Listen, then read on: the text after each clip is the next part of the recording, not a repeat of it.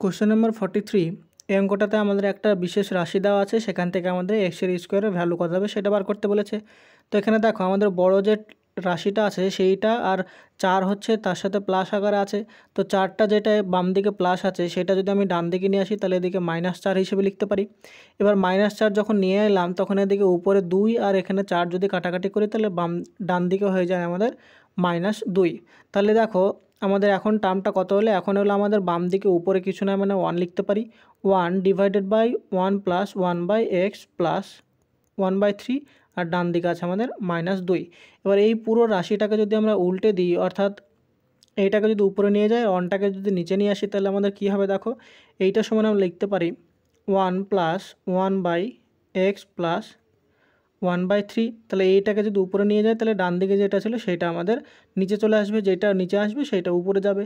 তাহলে এখানে -1/2 হয়ে যাবে। এবার আমরা এই যে রাশিটা পেলাম সেইটার আমরা সমাধান করার চেষ্টা করব। তো এখানে দেখো আমরা যেই ভ্যালুটা পেলাম সেইটা যদি এবার লসাগু করার চেষ্টা করি স্টেপ বাই স্টেপ, তাহলে x প্লাস 1/3 এটা যদি লসাগু করি তাহলে x প্লাস 1/3 এর লসাগু করলে লসাগু হয় 3। তাহলে এখানে 3x প্লাস 1। তাহলে এখানে আমরা লিখব 1 প্লাস 3x প্লাস 1টা নিচে থাকে আর এখানে 3টা উপরে চলে যাবে, ইজিক্যাল টু আমাদের হবে -1/2। তারপরে এটা যদি আমরা এটা 3, তাহলে এইটার যদি আমরা লসাগু করি তাহলে এইটার লসাগু হবে 3x। আবার এখানে দেখার চেষ্টা করো যে এখানে যে 1টা প্লাস আছে সেই 1টাকে যদি আমরা ওদিকে নিয়ে যাই তাহলে এই 1টাকে আমরা এইদিকে নিয়ে গেলে এইটা -1/2-এর সাথে -1টা আবার অ্যাড হয়ে যাবে। তাহলে আমরা কি লিখতে পারি,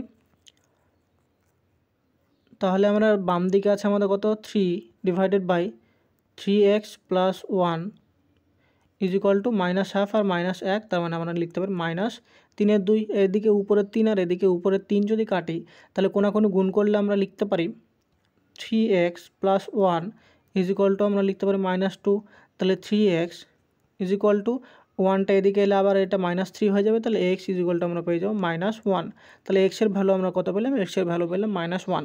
কিন্তু আমাদের এখানে -1 টিক মারলে হবে না, কেননা আমাদেরকে x এর স্কোয়ারে ভ্যালু বার করতে বলেছে। তাহলে x এর ভ্যালু যদি -1 হয় তাহলে x এর স্কোয়ারের ভ্যালু কত হবে, এইটা হবে -1 তার স্কোয়ার। তার -1 তার স্কোয়ার মানে কত হবে, এইটা হয়ে যাবে 1। অর্থাৎ এখানে আমাদের যে ভ্যালুটা বার করতে বলেছিল x এর স্কোয়ারের ভ্যালু সেইটা আমাদের অপশান নাম্বার C 1 হয়ে যাবে সঠিক উত্তর।